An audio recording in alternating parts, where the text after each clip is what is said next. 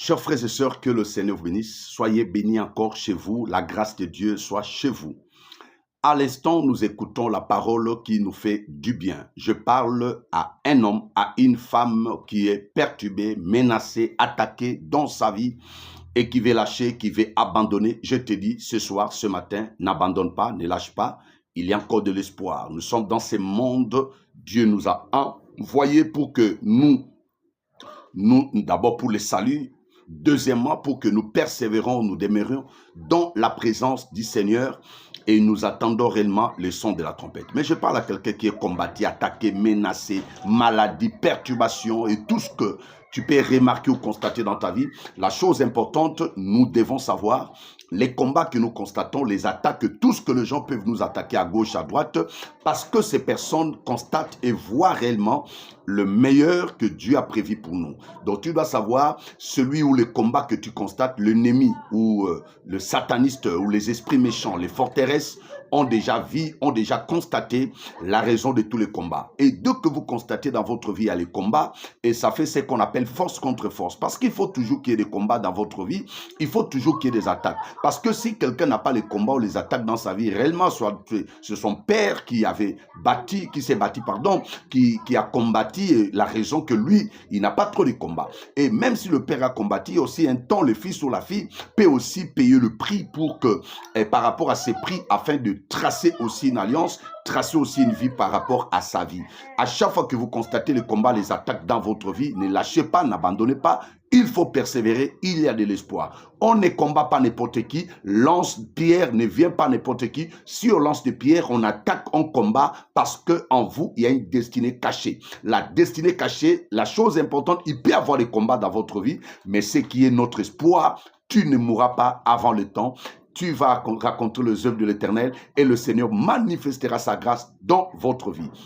Alors, l'ennemi qui te combat a le miroir, il a déjà vu, c'est ça la raison du combat. L'ennemi qui te combat a le miroir de ta vie, a déjà vu, c'est ça la raison des attaques de perturbation dans ta vie, dans ton foyer, dans ta maison et dans tout ce que tu vois, parce que le diable voit demain, il voit demain, c'est pourquoi il y a des moments, tu arrives déjà que tu veux lâcher, tu veux abandonner, tu veux non, je n'ai plus de choix. L'ennemi voit. Parce que chaque fois qu'il y a combat, il y a une bénédiction qui s'annonce. À chaque fois qu'il y a des attaques ou des perturbations, écoutez, parce que même le jour de la mort de Christ, la Bible dit, Jésus, dès qu'il a crié, il y a eu tremblement. Et chaque fois qu'il y a tremblement dans votre vie, où vous constatez que ça tremble de tous les côtés, il y a quelque chose qui veut se transformer, ou quelque chose qui veut s'annoncer de meilleur pour votre vie. Et laissez-moi vous dire, j'ai toujours l'habitude de dire, chaque fois qu'il y a tremblement, c'est-à-dire qu'il y a des trésors cachés qui doivent sortir à la surface. Il y a des choses meilleures que Dieu a prévues pour vous et pour votre destinée. Alors, j'ai 3 versets importants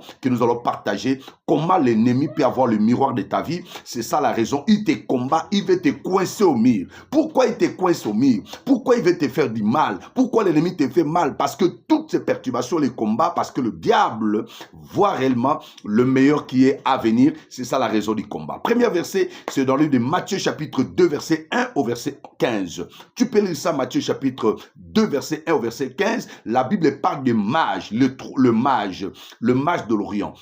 Les mages ont regardé dans leur miroir, ont regardé, ils ont vu, après ils se sont déplacés. Écoutez, il y a des déplacements de certaines personnes parce qu'ils ont constaté, ils ont vu le meilleur qui est prévu pour votre vie. C'est ça la raison de ces déplacements. La Bible dit, le mage se déplace, après on lui pose des questions, vous êtes venu faire quoi chez nous? Et les mages ont dit, nous sommes en train de poursuivre l'étoile, car nous avons vu une étoile dans l'Orient, car un roi des Juifs qui vient de faire quoi? De naître. Ils ont dit ça pourquoi? Parce qu'ils avaient constaté son étoile. Ils ont lu l'étoile. Ils avaient le miroir. Ils ont vu cette étoile-là. C'est ça la raison des poursuites.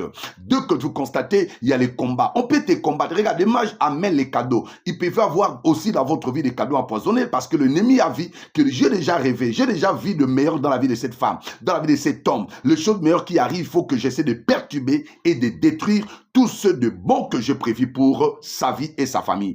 Il peut perturber. Dès que vous constatez, il peut avoir des cadeaux. Le mage a amené des cadeaux, les parfums, les aromates et autres que vous connaissez. Et toutes ces choses-là, ils ont amené ça parce que ils savaient, ils ont lu, ils ont regardé dans leur miroir l'étoile de quelqu'un qui vient de naître.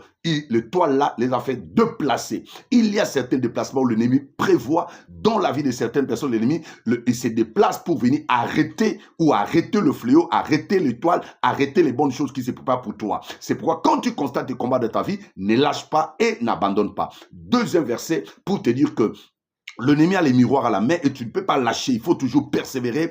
On ne lance pas la pierre à n'importe qui. On ne combat pas n'importe qui. On ne combat pas n'importe quelle famille. Et la famille qui a connu beaucoup de